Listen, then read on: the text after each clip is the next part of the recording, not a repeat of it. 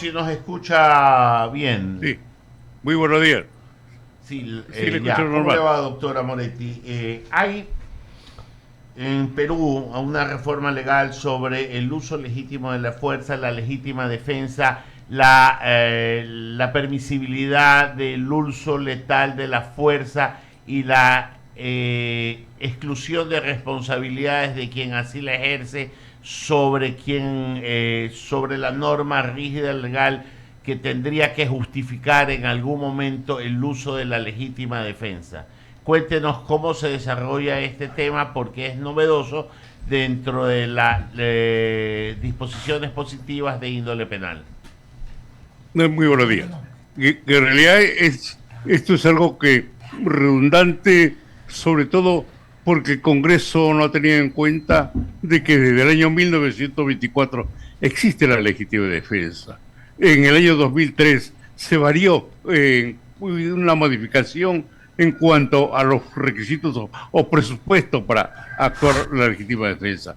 Antes se exigía, antes del 2003, la proporcionalidad. Esto significa que si a mí me atacaban con un cuchillo, tenía yo que responder con un cuchillo. Si me atacaban con un arma de fuego, tenía que responder con un arma de fuego. La Se necesidad varió. racional del medio empleado. Exactamente. Se varió en el sentido de que el uso racional, es decir, de tal manera de que, dada la circunstancia de la agresión, la forma como se había sido víctima de la agresión y sobre todo el lugar donde había sido agredido, las personas que intervenían para agredirme, entonces daba lugar a que racionalmente, si yo tenía un arma de fuego, si tenía un arma punzocortante y me defendía con ello, actuaba en legítima defensa, porque era racional que yo me defienda frente a esta agresión que ha sido provocada por terceras personas. Y en esta modificación se hace mención del uso de un arma letal, o sea, de un arma de fuego.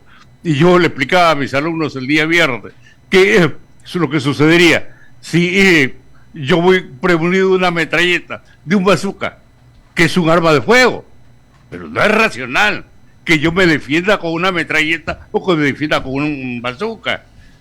Pero con esta ley se permite, oiga, yo estoy usando un arma de fuego, un arma letal, de tal manera que lejos de beneficiar al autor de una legítima defensa y a favor de, en contra de los delincuentes, va a ser todo lo contrario. Y a ello le agregamos, dice, bienes jurídicos, lo dice en la ley vigente hasta hace 2 días, o perdón, todavía no ha sido promulgado, esperemos que el Ejecutivo lo observe.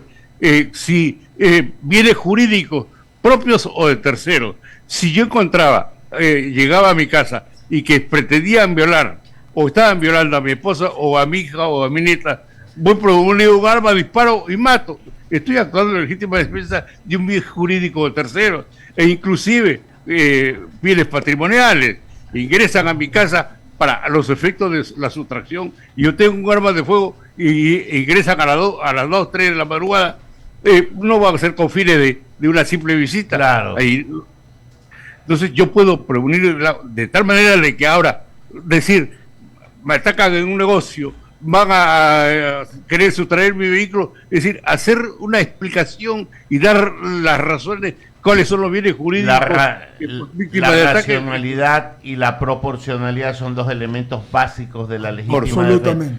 Quiero ponerlo un escenario, doctor, y disculpen, no es un tema académico totalmente. Aquí en el año 79, en septiembre, dentro de la Cámara, el seno de la Cámara Nacional de Representantes, un expresidente, el doctor Otto Arosemena Gómez, disparó en plena sesión del Congreso a un diputado que se llama Pablo Dávalos Dillon, ¿ya? Lo que se esgrimió dentro de esa defensa fue la legítima defensa del honor. Lo recuerdo perfecto. ¿Ya? Fue un tema de discusión tanto académico porque uno de los abogados que sostuvo fue un gran penalista ya fallecido, el doctor Zavala Vaquerizo, pero se lo terminó juzgando por exceso de legítima defensa. ¿Ya? ¿Puede existir en algún escenario posible la legítima defensa del honor?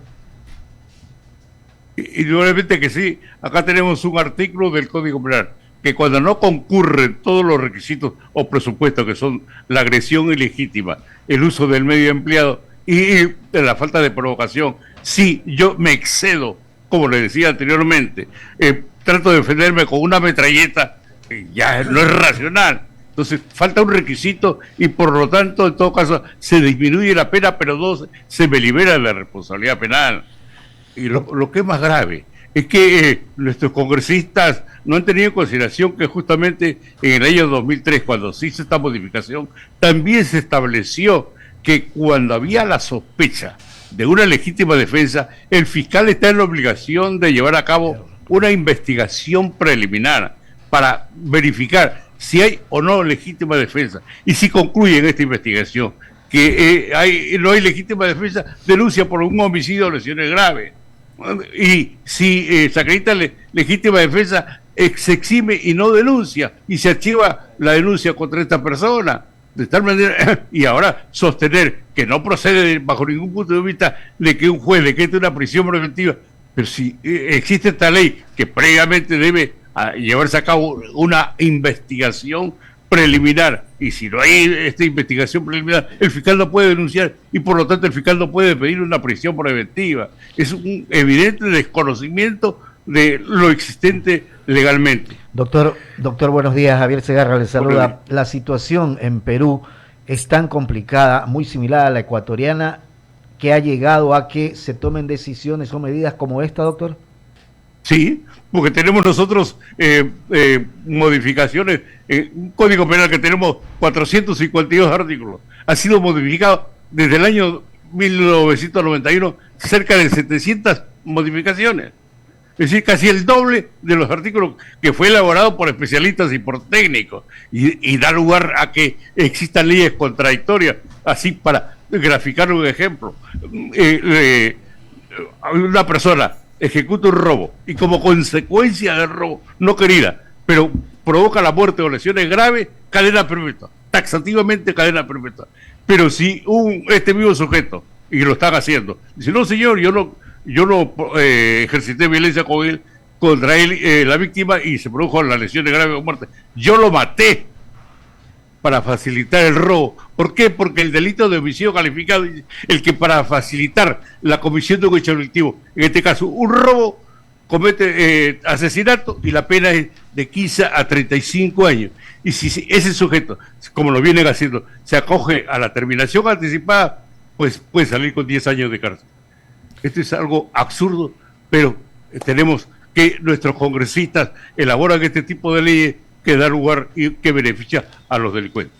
Doctor, buenos días. Soy Eduardo Mendoza Paladines, gusto de saludarlo.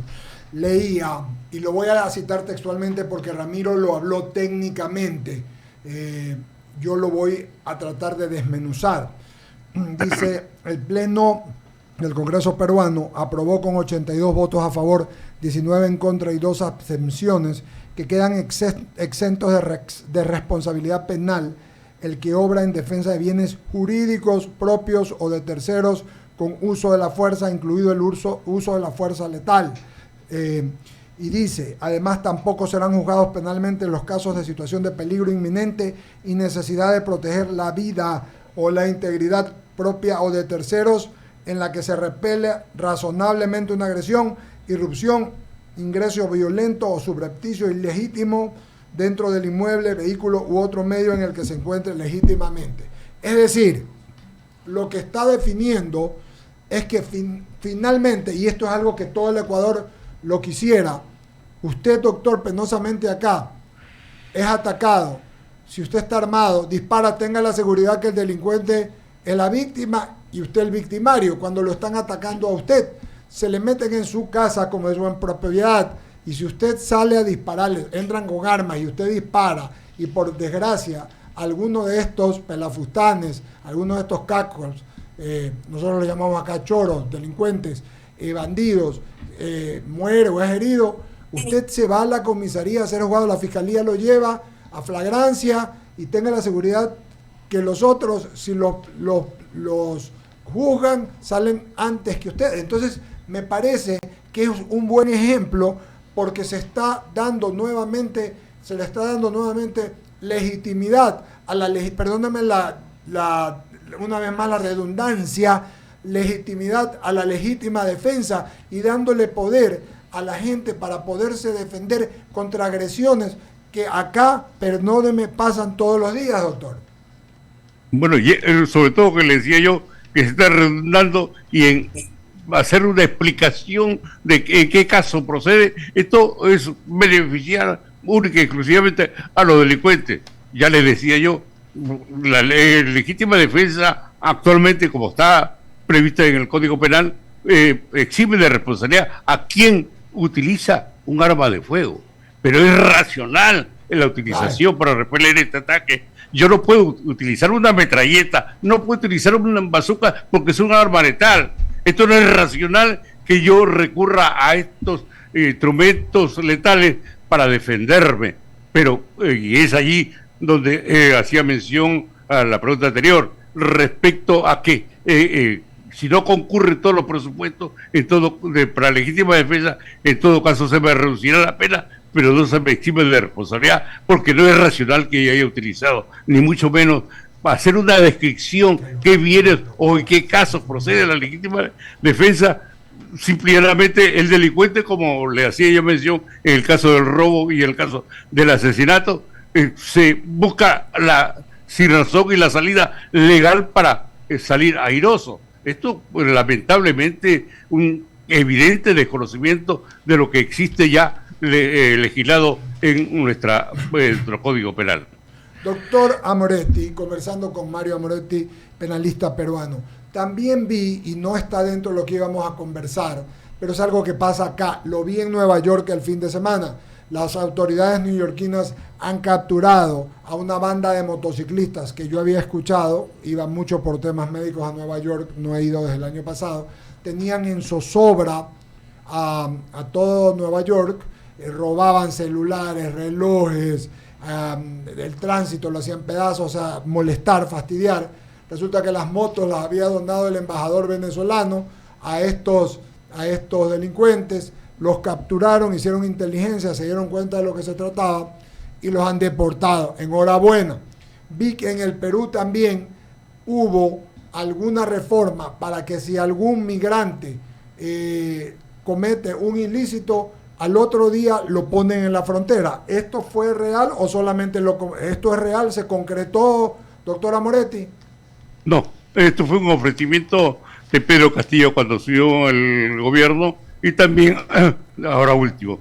Pero existe en el Código Penal un artículo en la que se señala que quien ha cometido un hecho delictivo y tiene la condición de extranjero cumple su pena y después de haber cumplido su pena es expulsado del país. Antes no. Primero cumple su pena aquí en el Perú. Entendido. Y luego es expulsado al lugar de origen. Luis Salgadillo, por favor. Gracias, Eduardo. Doctora Moretti, mucho gusto. Buenos días. Realizaba una encuesta hecha a la opinión pública en Perú en este año y señalaba que la corrupción es uno de los mayores problemas que aquejan a su país, a nuestro vecino Perú, con un 58% del peso de la problemática que afecta a la sociedad peruana. Y ya que usted trata de temas penalistas y se ha referido a la delincuencia común en la primera parte de su entrevista, quisiera yo saber qué es lo que dice la ley con respecto a la delincuencia de cuello blanco y corbata. Aquellos funcionarios, ya sea de gobierno o que ejercen un cargo público, cuando cometen estos actos de corrupción, habida cuenta de que sin duda Perú no deja de ser un referente, al menos para nuestro país, de gente que gobernando, cuando se les descubre que están en actos de corrupción, van de la lengua a prisión y de ahí no lo saca nadie. Bueno, vemos nosotros que en el Congreso hay cerca de 30 congresistas que están involucrados en hechos delictivos, pero se requiere una autorización del Congreso para poderlos en su momento juzgar y sentenciar, pero desgraciadamente el Congreso no da esta autorización. Tenemos nosotros en el Poder Ejecutivo funcionarios que por debajo de la mesa, hablando así un lenguaje sencillo, llegan a un acuerdo con empresarios para los efectos de la obtención de determinados contratos, y allí esto se tipifica como el delito de corrupción y merece una pena de 15 años.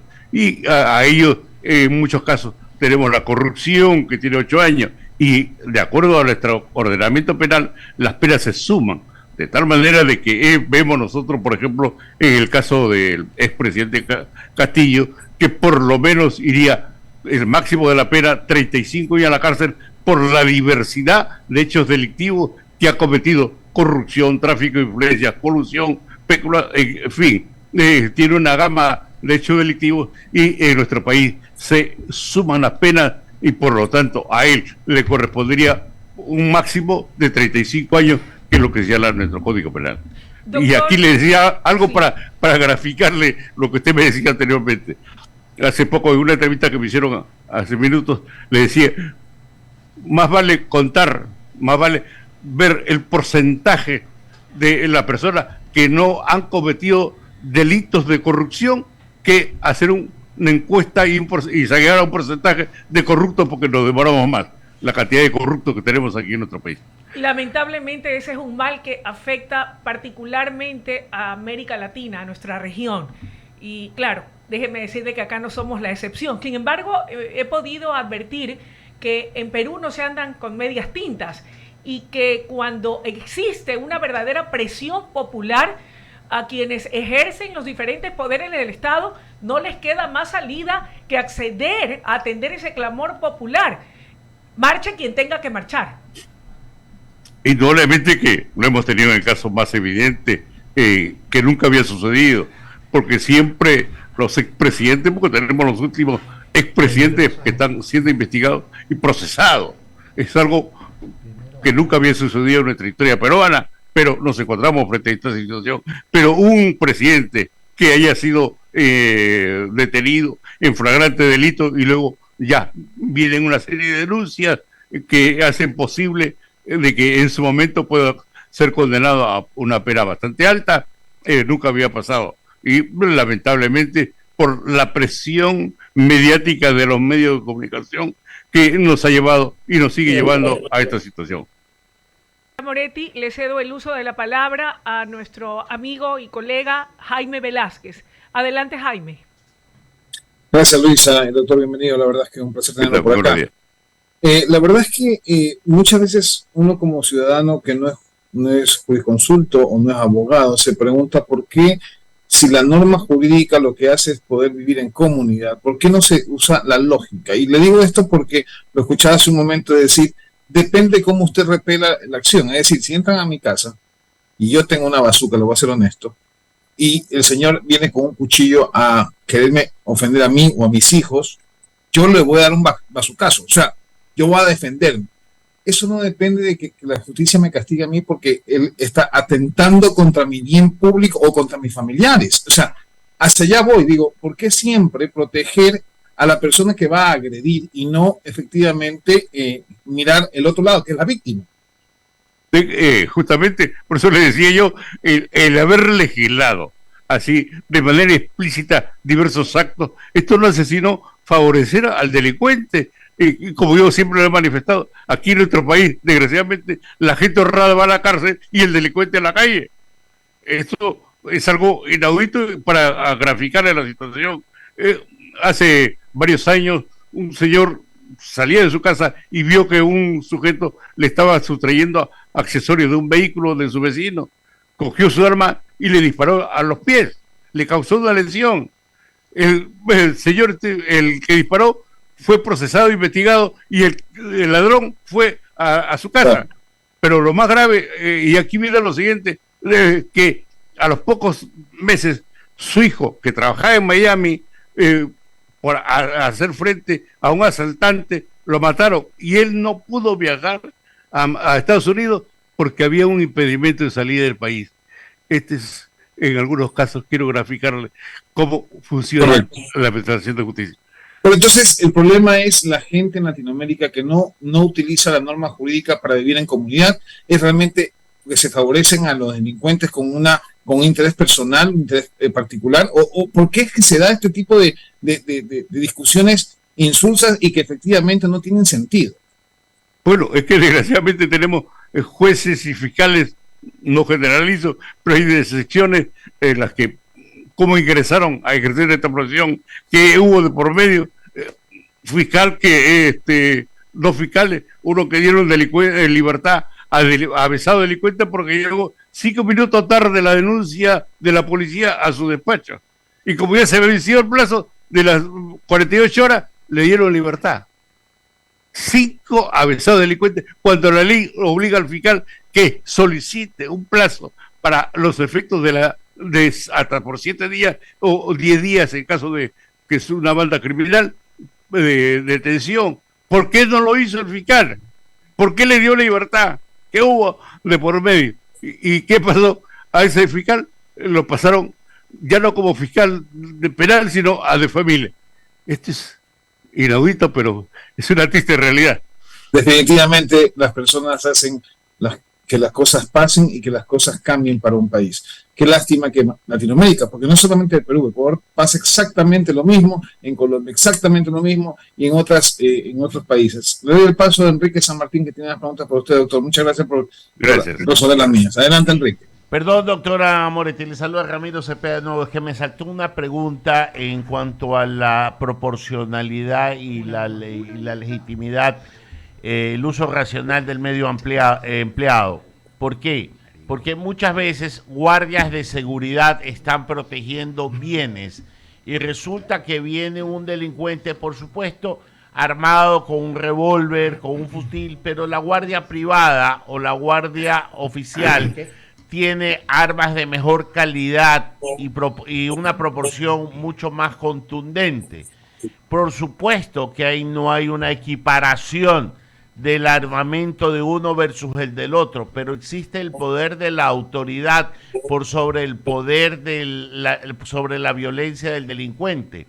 Podría alegarse que no hay proporcionalidad o hay una legalidad implícita por el ejercicio de la autoridad.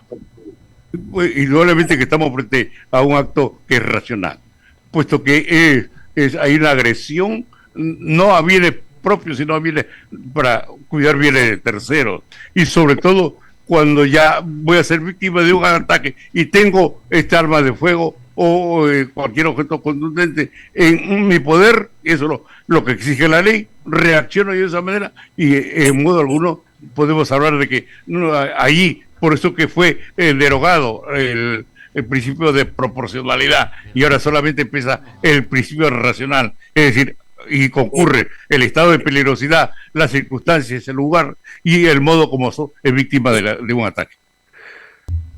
Doctor, Enrique San Martín los saluda. Doctor, en abril Chile aprueba lo que se denomina el gatillo fácil o la ley Retamail. Y en el caso del Perú, ustedes aprueban también lo que se denomina la ley de gatillo fácil. ¿Cuál es la diferencia entre Chile y Perú? En el caso de Chile, y de acuerdo a la ley que aprueban, policías o militares que hagan uso del arma, se presume, y eso es lo que dicta la ley, se presume que habrán hecho del correcto uso del arma. En el caso del Perú, ¿también aplica a policías o militares o solamente va dirigido para ciudadanos? No, para policías y militares. Existe una ley especial distinta a la legítima defensa en la que se le libera de responsabilidad penal al militar o al policía que hace uso de la fuerza letales, en este caso, para defender bienes jurídicos. Gentil, que tenga Eduardo. Un abrazo, gracias por saludar, doctor Moretti, muy amable. Muy amable, gracias. Muchas gracias y un saludo a todo el país ecuatoriano. Muchas gracias. Un abrazo, doctor. Solo para complementar de aquella cita histórica del año